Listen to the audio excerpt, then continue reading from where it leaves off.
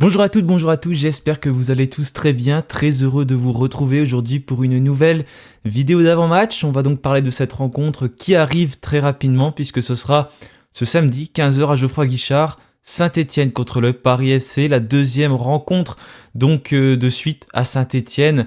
Après le succès contre Angers 2-0, les Verts vont tenter de continuer sur leur lancée. Et il y a un enjeu très particulier sur cette rencontre puisque Saint-Étienne peut provisoirement aller chercher la place de leader tout simplement en s'imposant puisqu'on est les premiers à jouer. C'est à 15 h donc les autres équipes ne joueront pas avant 19 h. Et il y a autre chose de particulier sur cette rencontre, c'est que tout simplement c'est l'anniversaire du club, les 90 ans qui vont être fêtés, en tout cas par le club. Les groupes de supporters, eux, le feront plus tard dans la saison, on ne sait pas encore les dates, mais le stade Geoffroy Guichard, c'est vraiment bien rempli. Toutes les places sont prises, donc le stade sera à guichet fermé. Attention, pas 42 000 personnes puisque les balcons nord et les balcons sud ne seront pas ouverts. Le club a dit que c'était pour des raisons de sécurité. Voilà, je ne peux pas vous en dire plus. En tout cas, ce ne sera pas ouvert et normalement pas de la saison. Donc il y aura un peu plus de 35 000 supporters lors de cette rencontre. Ce sera tout simplement la meilleure affluence à Geoffroy Guichard de la saison après les 27 000 lors du dernier match et même la meilleure affluence de Ligue 2 de la saison puisque cette semaine, là, samedi dernier, il y a eu un peu plus de 30 000 supporters à Bordeaux pour Bordeaux-Rodez et cette fois-ci, donc Geoffroy Guichard va battre ce record de plus de 5000 supporters. Donc voilà, tout est réuni pour avoir un grand match. Saint-Étienne est dans une très très bonne forme, joue très bien pour l'instant, donc il faut confirmer contre le Paris FC et ce serait magnifique d'aller chercher cette place de leader, provisoirement certes, mais en tout cas ça permettrait de prendre des points. Le Paris FC est un adversaire qui est largement à la portée de Saint-Étienne, en tout cas si on s'en réfère au classement, même si bien sûr rien ne sera facile, ça on le sait, hein, on va pas s'emporter sur ces choses-là parce que maintenant voilà, on a l'habitude, on sait qu'il faut faire très très attention et sur un match, tout peut changer. Et voilà, on n'est pas à l'abri de retomber dans nos travers non plus. Mais on va parler de tout ça plus précisément tout de suite durant l'avant-match.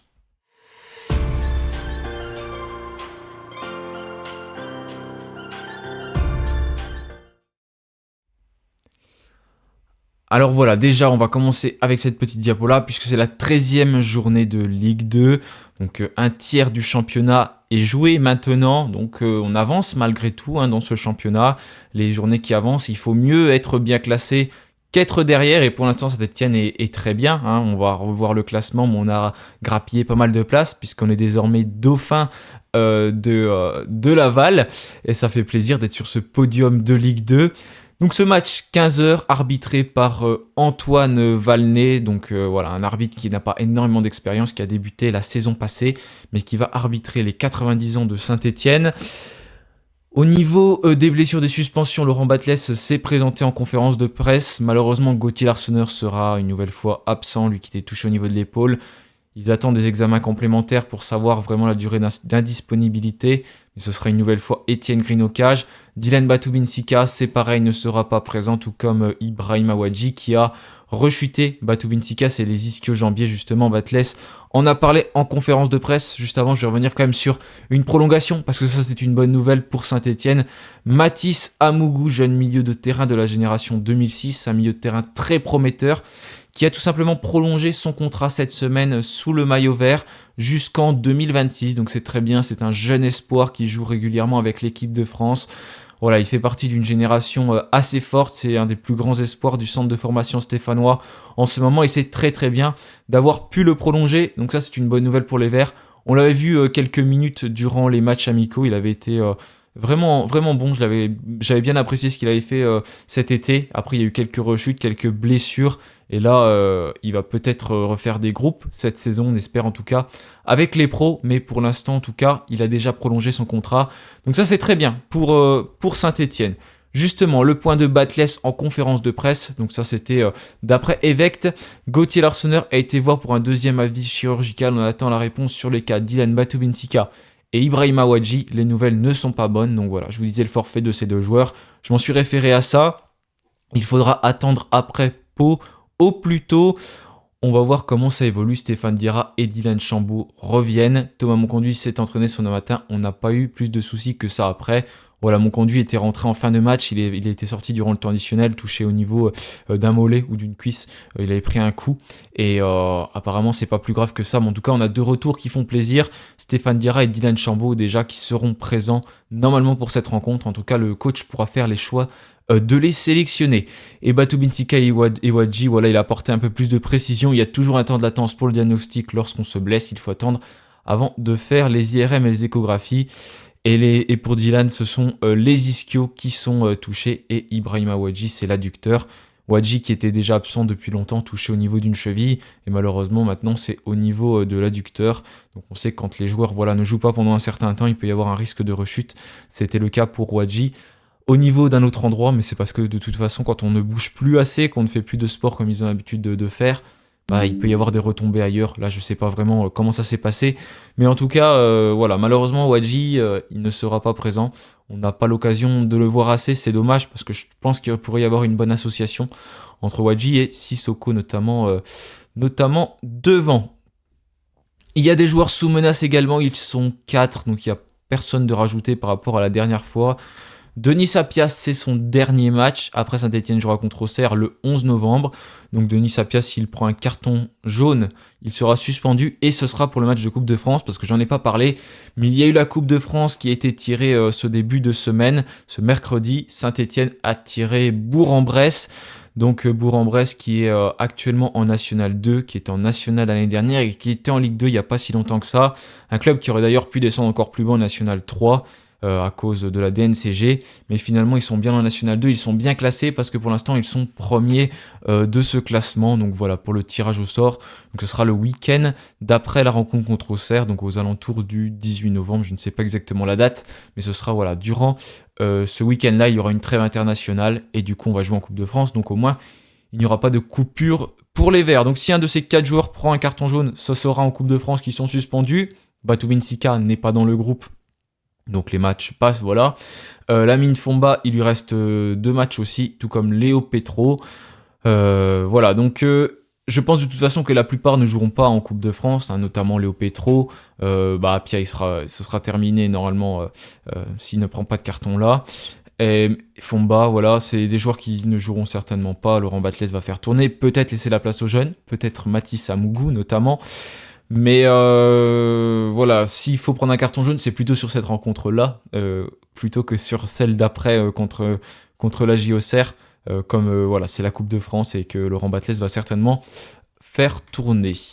Au niveau du Paris FC, donc comme j'ai dit, c'est une équipe qui n'est pas vraiment en forme, même si ça va un petit peu mieux hein, sur les 2 derniers matchs. C'est pas exceptionnel, mais c'est mieux avec un nul et une victoire depuis le retour justement de la trêve internationale. Ils ont battu Dunkerque, puis fait un match nul contre 3 qui est une équipe qui n'est également pas en forme. Regardez, ils sont 17e au classement actuellement, et puis Dunkerque, c'est pareil, qui est 19e, donc c'est pas des adversaires qui sont super bien classés, mais pourtant le Paris FC a vraiment du mal contre ces équipes-là. Ça montre que pour l'instant, voilà, c'est très très difficile pour eux. Il n'y aura pas Timothée Kolodziejczak qui a signé au Paris FC, il s'était blessé à l'entraînement, donc il ne fera pas son retour à Geoffroy Guichard, mais c'est une équipe qui a l'habitude de jouer. J'ai mis un 4-4-2, mais voilà, le système change pas mal. 4-2-3-1, 4-4-2. Généralement, c'est une défense à 4. Là, vous voyez, lors du dernier match, c'était un 4-2-3-1. Mais voilà, il n'y aura pas énormément de surprises. C'est un système qui semble assez similaire, je pense, à celui de Saint-Etienne. On va le voir. Quoique, il y a peut-être quand même quelques petits changements dans la disposition. On va voir comment il s'adapte contre Saint-Etienne. Mais en tout cas, c'est pas une équipe qui joue à 5 derrière. Elle ne l'a pas fait cette saison. Et j'imagine qu'elle ne va pas le faire à Geoffroy Guichard. Donc on peut imaginer de voir une équipe en 4-2-3-1 ou dans un système qui ressemble à cela. Paris FC 16e actuellement au classement. Vous voyez, 7 défaites, 3 victoires et 2 nuls. C'est vraiment pas la grande forme. Et pourtant, il y a des joueurs qui sont pas mauvais, comme Amel qui est un très bon buteur avec 5 buts marqués et Kebal qui est déjà 4 passes décisives. Donc il y a quand même pas mal de joueurs décisifs dans cette équipe. Il y a beaucoup de buts lors des matchs du Paris FC, 14 buts marqués, 18 buts encaissés. Donc voilà, c'est une des pires défenses de ce championnat de Ligue 2 également, une équipe qui n'est vraiment pas en forme et qui va vouloir forcément aller chercher des points, hein, parce que c'est une équipe qui pouvait jouer la montée. On parlait, voilà, comme l'année dernière, c'est le genre d'équipe. Et finalement, on voit que c'est compliqué pour eux. et il va falloir prendre des points parce qu'ils peuvent rebasculer dans la zone rouge directement. 4 équipes descendent en national à l'issue de la saison, comme l'année dernière, parce que le championnat de Ligue 2 va passer aussi à 18 clubs, donc tout simplement il faut prendre des points le plus rapidement possible, que ce soit contre Saint-Etienne, contre Dunkerque ou contre n'importe quelle équipe. Donc on va forcément avoir une équipe qui va essayer ne serait-ce de ramener qu'un point de Geoffroy Guichard, qui peut jouer donc avec un bloc très bas, qui va pas trop s'exposer j'imagine, parce qu'elle prend beaucoup de buts.